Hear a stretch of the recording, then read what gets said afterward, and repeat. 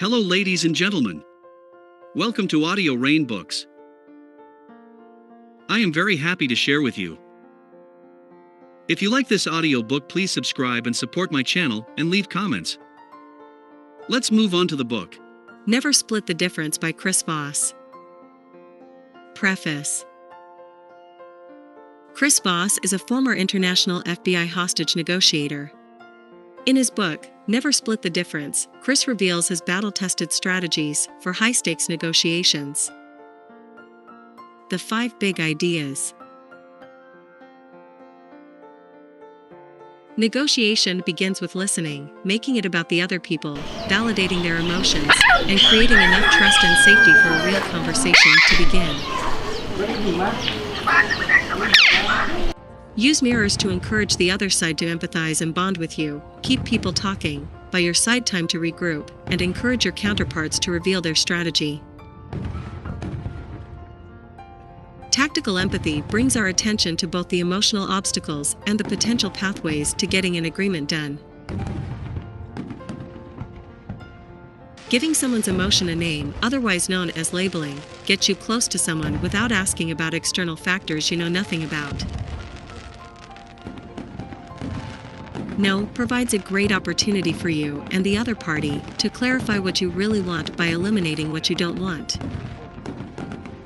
Never Split the Difference Summary. Chapter 1: The New Rules.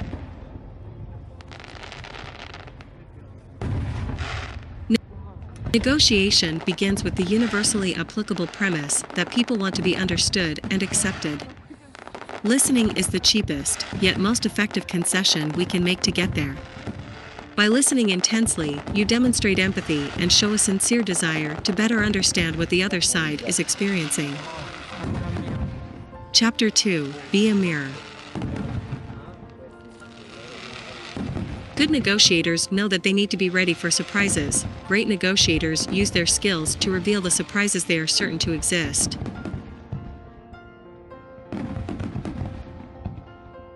Great negotiators question the assumptions that others accept on faith or in arrogance.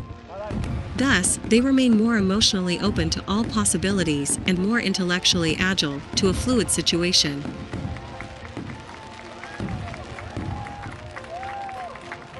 People who view negotiation as a battle of arguments become overwhelmed by the voices in their head. Negotiation is not an active battle, it's a process of discovery. Your goal is to uncover as much information as possible. To quiet the voices in your head, make your sole and all-encompassing focus the other person and what they have to say.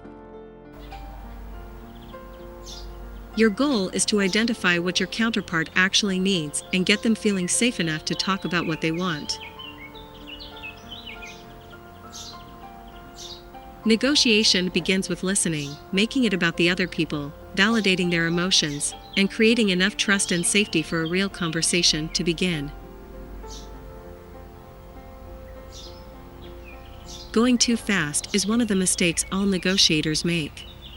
If you're too much in a hurry, people can feel as if they're not being heard, and you risk undermining the rapport and trust we built. There are 3 voice tones available to negotiators.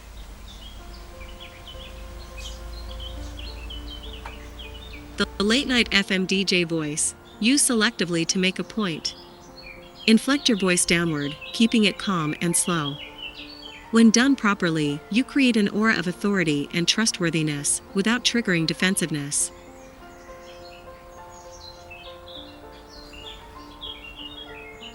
The positive/playful voice, this should be your default voice.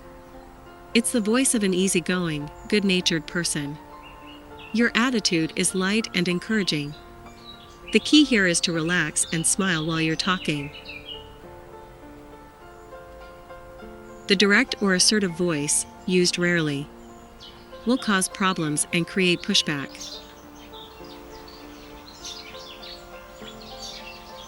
Put a smile on your face.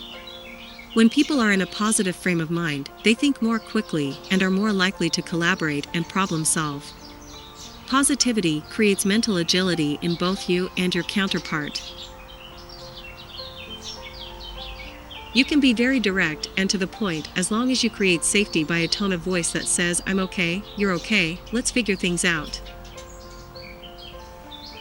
View assumptions as hypotheses and use the negotiation to test them rigorously.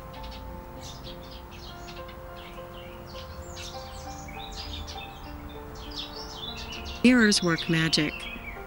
Repeat the last 3 words, or the critical 1 to 3 words, of what someone has just said. We fear what's different and are drawn to what's similar. Mirroring is the art of insinuating similarity, which facilitates bonding. Use mirrors to encourage the other side to empathize and bond with you, keep people talking, buy your side time to regroup, and encourage your counterparts to reveal their strategy. By repeating back what people say, your counterpart will inevitably elaborate on what was just said and sustain the process of connecting. In one study by Richard Wiseman, the average tip of the waiters who mirrored was 70% more than of those who used positive reinforcement. Having the right mindset is the key to a successful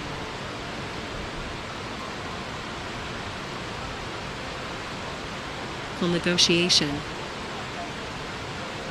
To get your own way without confrontation, follow 5 simple steps. Use the late-night FM DJ voice. Start with, "I'm sorry." Mirror. Silence. At least 4 seconds to let the mirror work its magic on your counterpart, and repeat. Chapter 3, Don't Feel Their Pain, Label It.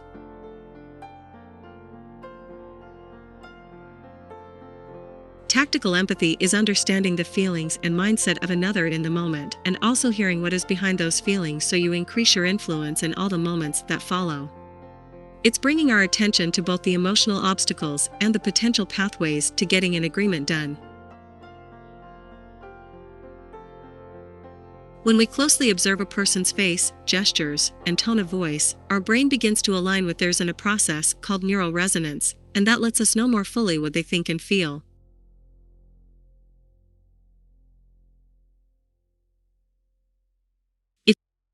If you want to increase your neural resonance skills, take a moment right now and practice.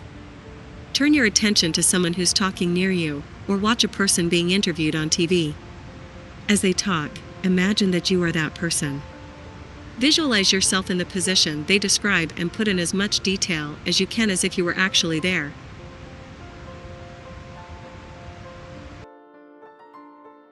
Labeling is a way of validating someone's emotion by acknowledging it. Give someone's emotion a name and you show you identify with how that person feels. It gets you close to someone without asking about external factors you know nothing about. The first step to labeling is detecting the other person's emotional state. The trick to spotting feelings is to pay close attention to changes people undergo when they respond to external events. Most often, those events are your words.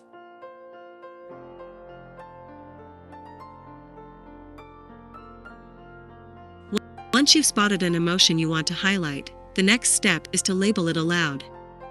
Labels can be phrased as statements or questions. The only difference is whether you end the sentence with a downward or upward inflection. But no matter how they end, labels almost always begin with roughly the same words. It seems like. It sounds like. It looks like.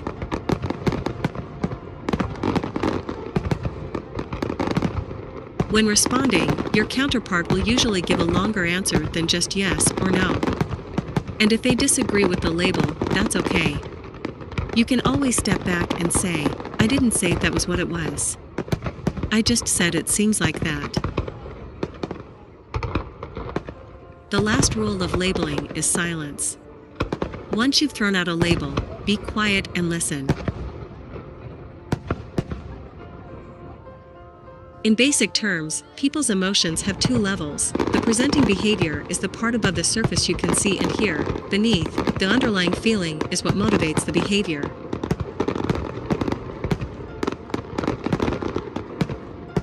What good negotiators do when labeling is address those underlying emotions.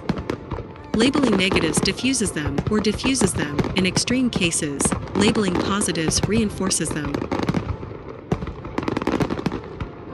Labeling helps de-escalate angry confrontations because it makes the person acknowledge their feelings rather than continuing to act out. The fastest and most efficient means of establishing a quick working relationship is to acknowledge the negative and diffuse it.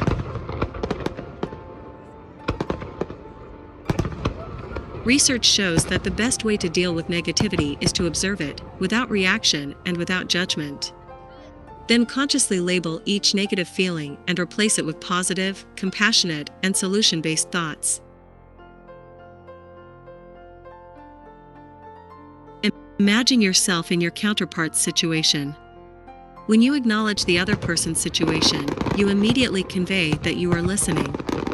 And once they know that you are listening, they may tell you something that you can use.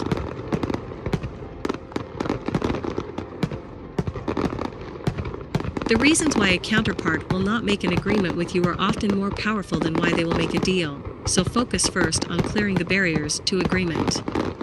Denying barriers or negative influences gives them credence. Get them into the open. Pause. After you label a barrier or mirror a statement, let it sink in. Don't worry, the other party will fill the silence.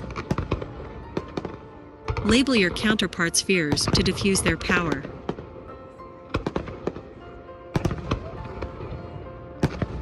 List the worst things that the other party could say about you and say them before the other person can. Because these accusations often sound exaggerated when said aloud, speaking them will encourage the other person to claim that quite the opposite is true. Remember, you're dealing with a person who wants to be appreciated and understood. So use labels to reinforce and encourage positive perceptions and dynamics. Chapter 4: Beware yes, Master no. Pushing hard for yes doesn't get a negotiator any closer to a win, it just angers the other side. For good negotiators, no provides a great opportunity for you and the other party to clarify what you really want by eliminating what you don't want. No is the start of the negotiation, not the end of it. Great negotiators seek no because they know that's often when the real negotiation begins. No can often mean, I am not yet ready to agree. You are making me feel uncomfortable. I do not understand. I don't think I can afford it. I want something else. I need more information, or I want to talk it over with someone else. Ask solution-based questions. What about this doesn't work for you? What would you need to make it work? It seems like there's something here that bothers you. People have a need to say no. So don't just hope to hear it at some point, get them to say it early. There are 3 kinds of yes: counterfeit, confirmation, and commitment. A counterfeit yes is one in which your counterpart plans on saying no, but either feels yes is an easier escape route or just wants to keep the conversation going to get more information or some other kind of edge. A confirmation yes is generally innocent, a reflexive response to a black or white question. It's sometimes used to lay a trap, but mostly it's just simple affirmation with no promise of action.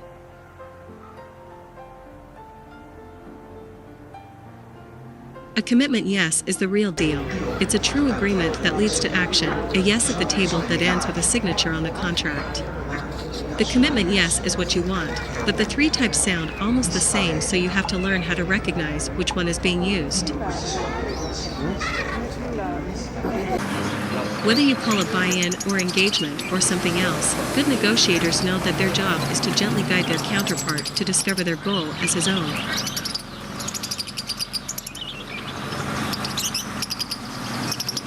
Using all your skills to create rapport, agreement, and connection with a counterpart is useful, but ultimately that connection is useless unless the other person feels that they are equally as responsible, if not solely responsible, for creating the connection and the new ideas they have.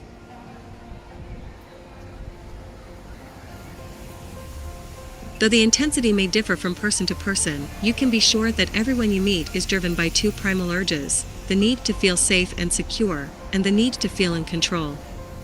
If you satisfy those drives, you're in the door.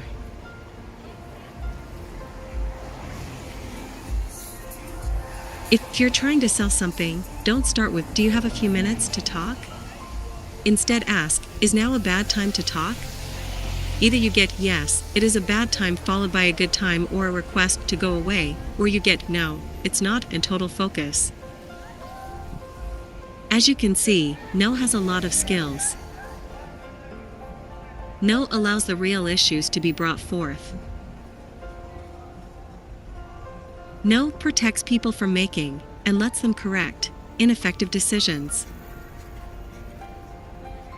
No slows things down so that people can freely embrace their decisions and the agreements they enter into. No helps people feel safe, secure, emotionally comfortable, and in control of their decisions, and no moves everyone's efforts forward.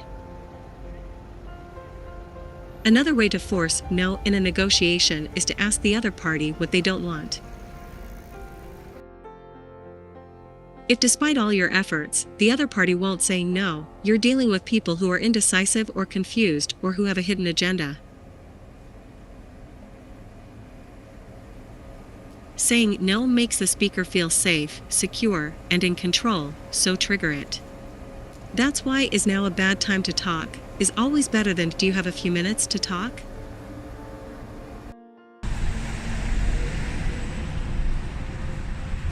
Sometimes the only way to get your counterpart to listen and engage with you is by forcing them into a no. That means intentionally mislabeling one of their emotions or desires or asking a ridiculous question, like, "It seems like you want this project to fail," that can only be answered negatively.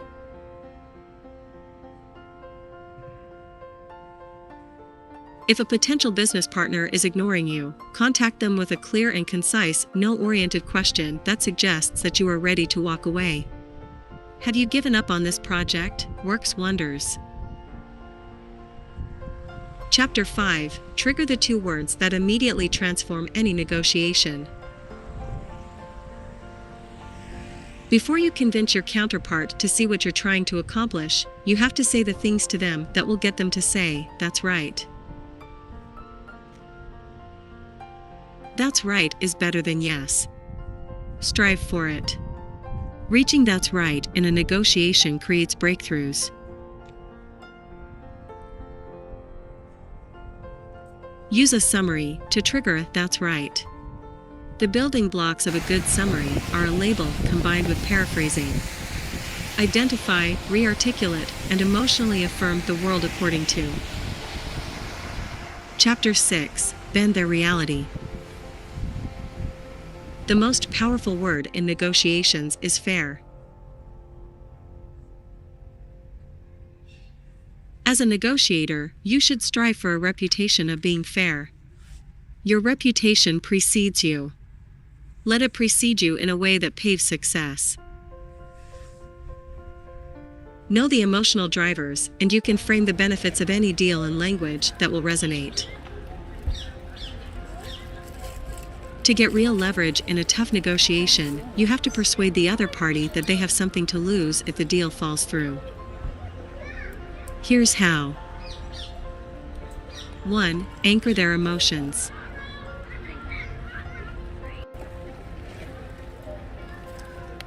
To bend your counterpart's reality, you have to start with the basics of empathy. Start out with an accusation audit acknowledging all of their fears. By anchoring their emotions in preparation for a loss, you inflame the other side's loss aversion so that they'll jump at the chance to avoid it. 2. Let the other guy go first. Most of the time, going first is not necessarily the best thing when it comes to negotiating price. Let the other side anchor monetary negotiations.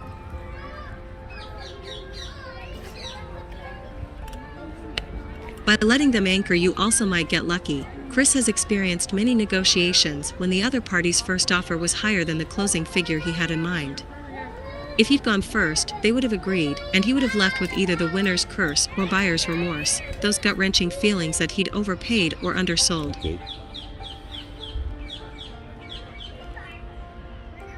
You've got to be careful when you let the other party anchor. You have to prepare yourself psychically to withstand the first offer. If the other guy's a pro, a shark, he's going to go for an extreme anchor in order to bend your reality. 3. Establish a range.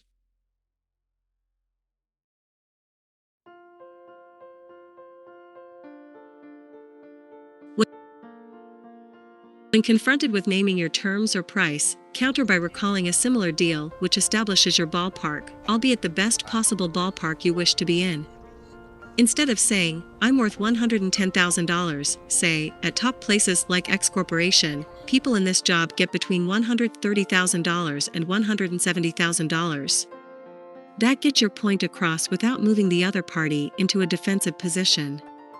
And it gets him thinking at higher levels. 4. Pivot to non-monetary terms.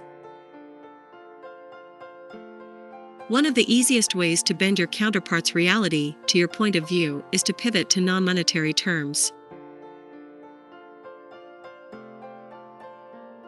After you've anchored them high, you can make your offer seem reasonable by offering things that aren't important to you but could be important to them. Or if their offer is low, you could ask for things that matter more to you than them. 5. When you do talk numbers, use odd ones.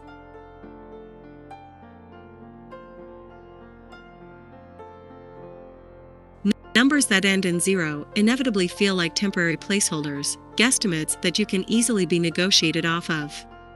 But anything you throw out that sounds less rounded, say $37,263, feels like a figure that you came to as a result of a thoughtful calculation. 6. Surprise with a gift.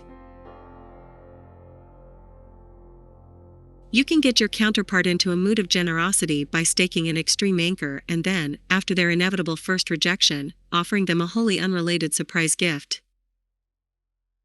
How to negotiate a better salary. Be pleasantly persistent on non-salary terms.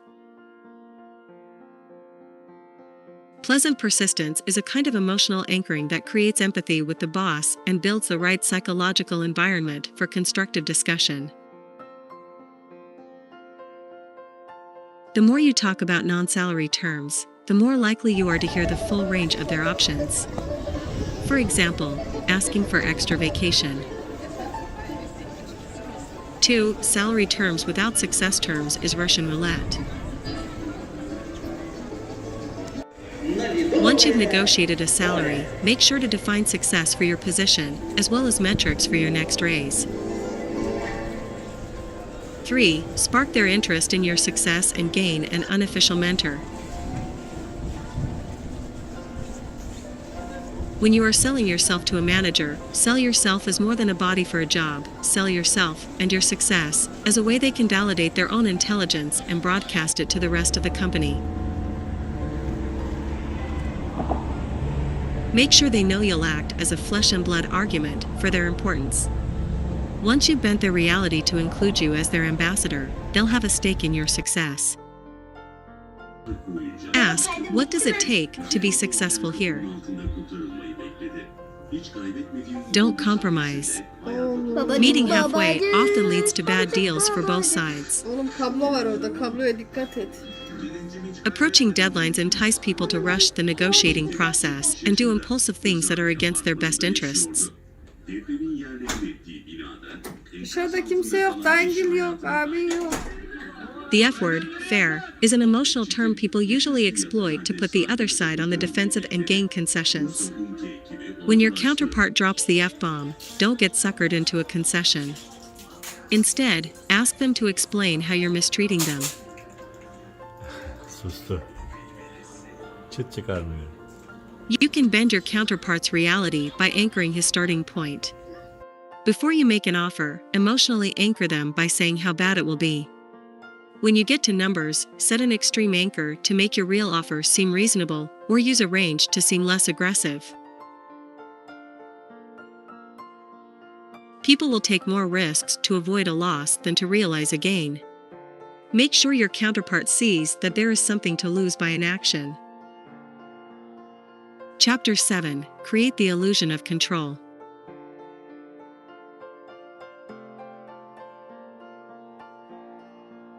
When you go into a store, instead of telling the sales clerk what you need, you can describe what you're looking for and ask for suggestions.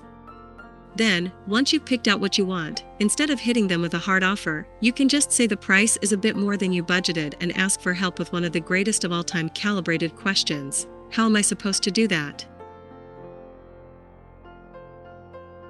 Calibrated questions have the power to educate your counterpart on what the problem is rather than causing conflict by telling them what the problem is.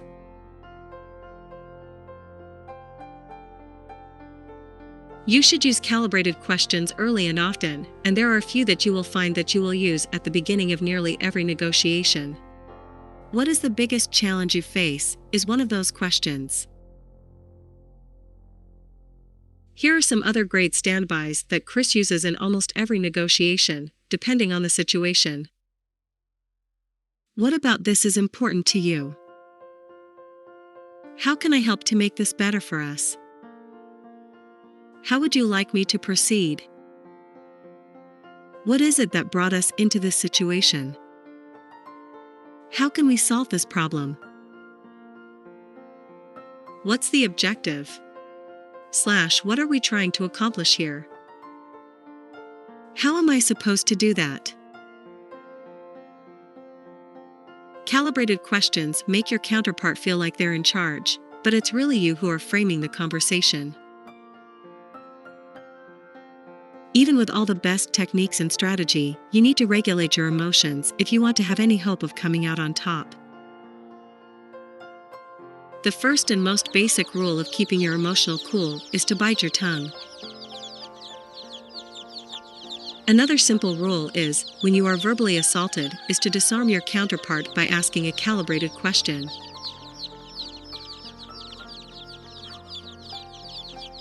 When people feel that they are not in control, they adopt what psychologists call a hostage mentality. That is, in moments of conflict, they react to their lack of power by either becoming extremely defensive or lashing out. Avoid questions that can be answered with yes or tiny pieces of information. These require little thought and inspire the human need for reciprocity. You will be expected to give something back.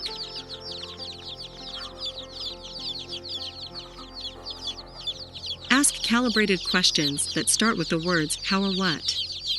By implicitly asking the other party for help, these questions will give your counterpart an illusion of control and will inspire them to speak at length, revealing important information. Don't ask questions that start with why unless you want your counterpart to defend a goal that serves you. Why is always an accusation, in any language. Calibrate your questions to point your counterpart towards solving your problem. This will encourage them to expend their energy on devising a solution. There is always a team on the other side. If you are not influencing those behind the table, you are vulnerable. Chapter 8. Guarantee execution. Negotiators have to be decision architects. They have to dynamically and adaptively design the verbal and nonverbal elements of the negotiation to gain both consent and execution. Yes is nothing without how. With enough of the right how questions, you can read and shape the negotiating environment in such a way that you'll eventually get to the answer you want to hear.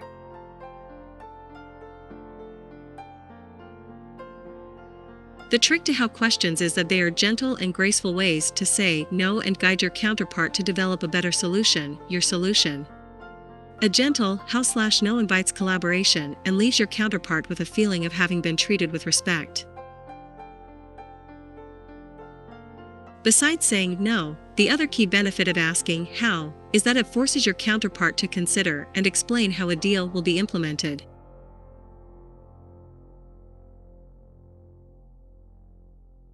By making your counterparts articulate implementation in their own words, you're carefully calibrated how questions will convince them that the final solution is their idea. And that's crucial. People always make more effort to implement a solution when they think it's theirs.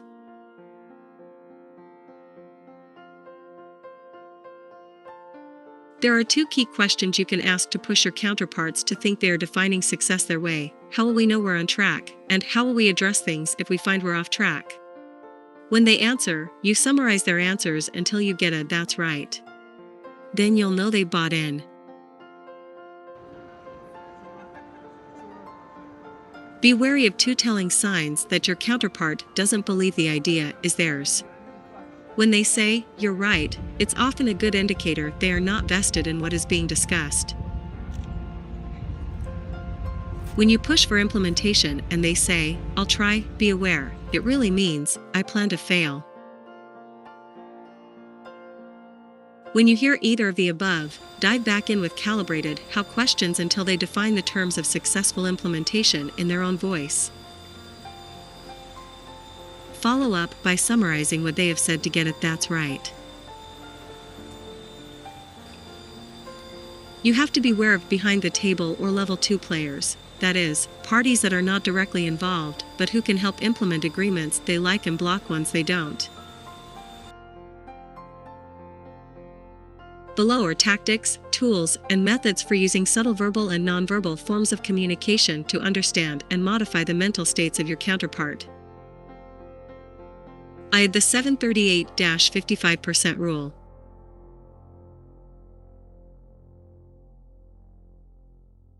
Albert Mehrabian created the 738-55 rule. That is, only 7% of a message is based on the words, while 38% comes from the tone of voice and 55% from the speaker's body language and face. Pay very close attention to tone and body language to make sure they match up with the literal meaning of the words. If they don't align, it's quite possible that the speaker is lying or at least unconvinced. When someone's tone of voice or body language does not align with the meaning of the words they say, use labels to discover the source of the incongruence. Recognizing the incongruence and gently dealing with it through a label will make the other party feel respected. Consequently, your relationship of trust will be improved. 2. The Rule of 3. The rule of 3 is simply getting the other guy to agree to the same thing 3 times in the same conversation.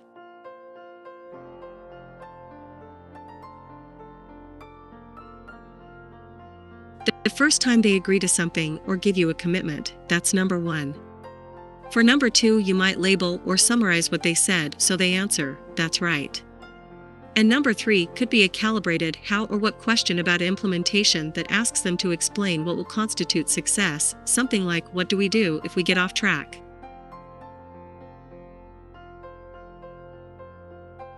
The 3 times might also just be the same calibrated question phrased 3 different ways, like, "What's the biggest challenge you faced?" "What are we up against here?" "What do you see as being the most difficult thing to get around?" 3. The Pinocchio effect.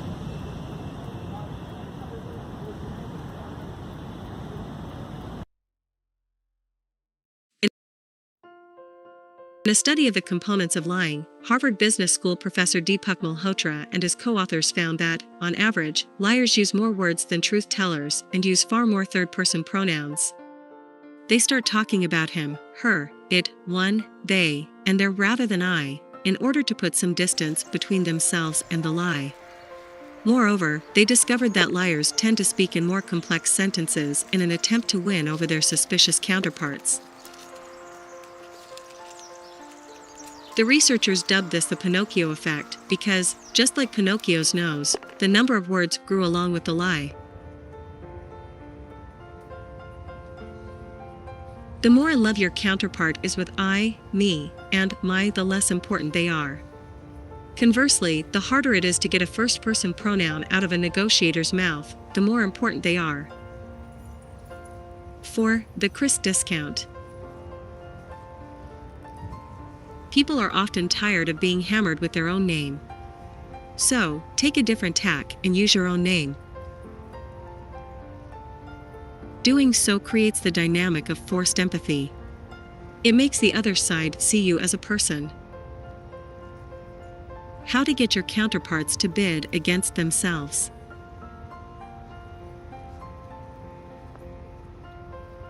The best way to get your counterparts to lower their demands is to say no using how questions. These indirect ways of saying no won't shut down your counterpart the way a blunt, pride-piercing no would. Chris has found that you can usually express no 4 times before actually saying the word.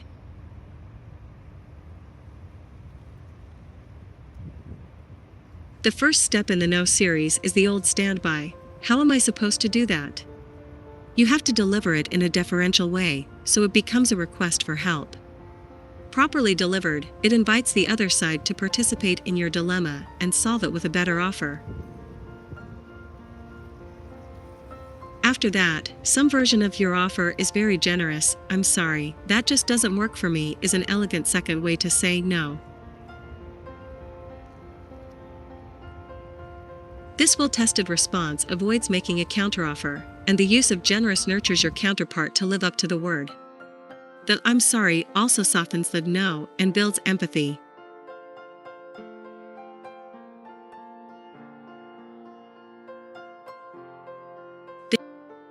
Then you can use something like I'm sorry, but I'm afraid I just can't do that.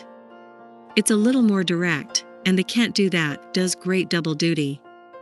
By expressing an inability to perform, it can trigger the other side's empathy toward you. I'm sorry, no is a slightly more succinct version for the 4th no. If delivered gently, it barely sounds negative at all. If you have to go further, of course, no is the last and most direct way.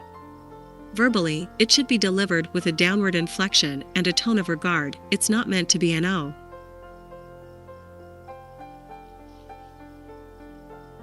Is the yes real or counterfeit? Test it with the rule of 3, use calibrated questions, summaries, and labels to get your counterpart to reaffirm their agreement at least 3 times. It's really hard to repeatedly lie or fake conviction.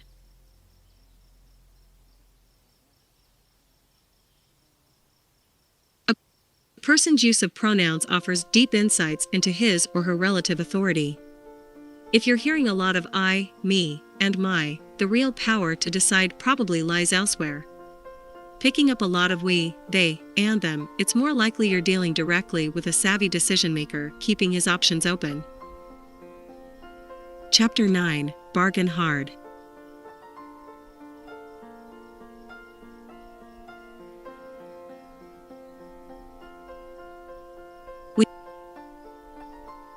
When you feel you're being dragged into a haggle, you can detour the conversation to the non-monetary issues that make any final price work. You can do this directly by saying, in an encouraging tone of voice, let's put price off to the side for a moment and talk about what would make this a good deal. Or you could go at it more obliquely by asking, what else would you be able to offer to make that a good price for me? And if the other side pushes you to go first, wriggle from his grip. Instead of naming a price, allude to an incredibly high number that someone else might charge. When a negotiation is far from resolution and going nowhere fast, you need to shake things up and get your counterpart out of their rigid mindset. When you want to flip a dubious counterpart to your side, ask them, why would you do that, but in a way that favors you.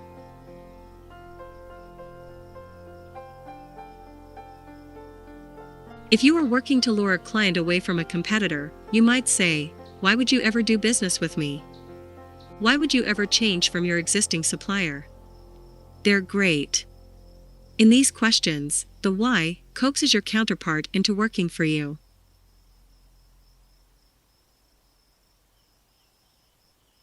Using the first-person singular pronoun is another great way to set a boundary without escalating into confrontation. When you say, "I'm sorry, that doesn't work for me," the word "I" strategically focuses your counterpart's attention onto you long enough for you to make a point.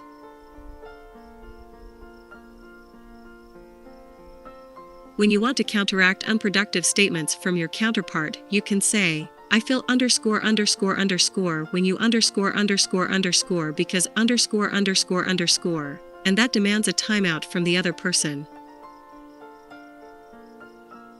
Once you're clear on what your bottom line is, you have to be willing to walk away. Never be needy for a deal. The person across the table is never the problem. The unsolved issue is. The Ackerman model. The Ackerman model is an offer-counteroffer method.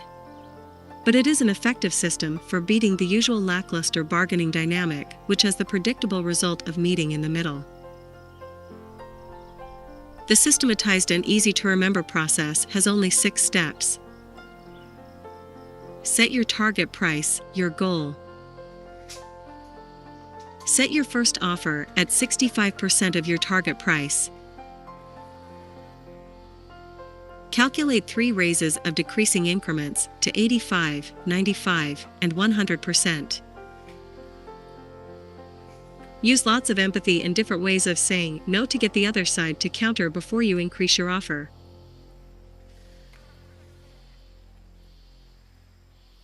When calculating the final amount, use precise, non-round numbers like, say, $37,893 rather than $38,000. It gives the number credibility and weight, and on your final number, throw in a non-monetary item that they probably don't want to show you're at your limit. Identify your counterpart's negotiating style. Once you know whether they are accommodator, assertive, or analyst, you'll know the correct way to approach them.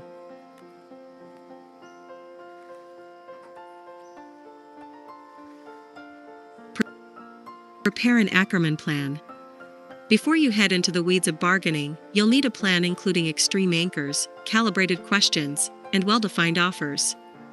Remember, 65, 85, 95, 100%. Decreasing raises and ending on non-round numbers will get your counterpart to believe that he's squeezing you for all you're worth when you're really getting to the number you want. Chapter 10: Find the Black Swan.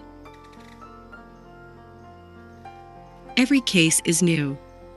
We must let what we know, our known knowns, guide us, but not blind us to what we do not know. As a negotiator, you should always be aware of which side, at any given moment, feels they have the most to lose if negotiations collapse. To get leverage, persuade your counterpart that they have something real to lose if the deal falls through. At a taxonomic level, there are 3 kinds of leverage: positive, negative, and normative. Positive leverage is quite simply your ability as a negotiator to provide, or withhold, things that your counterpart wants. When they say that, you have power. Negative leverage is what most civilians picture when they hear the word leverage. It's a negotiator's ability to make his counterpart suffer. Normative leverage is using the other party's norms and standards to advance your position. If you can show inconsistencies between their beliefs and their actions, you have normative leverage.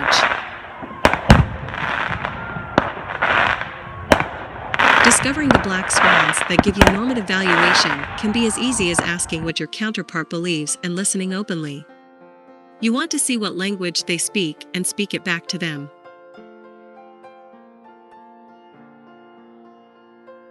In their book Negotiation Genius, Harvard Business School professors Deepak Malhotra and Max H. Bazerman provide a look at the common reasons negotiators mistakenly call their counterparts crazy.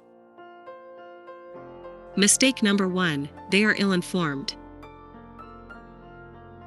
People operating with incomplete information appear crazy to those who have different information. Your job, when faced with someone like this in a negotiation, is to discover what they do not know and supply that information. Mistake number 2, they are constrained. In any negotiation where your counterpart is acting wobbly, there exists a distinct possibility that they have things they can't do but aren't eager to reveal. Mistake number 3, they have other interests. These people are simply complying with needs and desires that you don't yet understand what the world looks like to them based on their own set of rules. The best techniques for flushing out black swans and exploiting them. Let what you know, your known knowns, guide you but not blind you. Every case is new, so remain flexible and adaptable.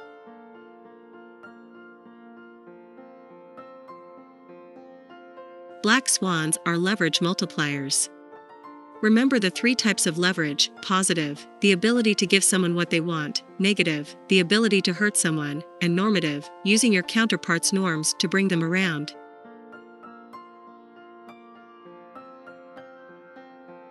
Work to understand the other side's religion.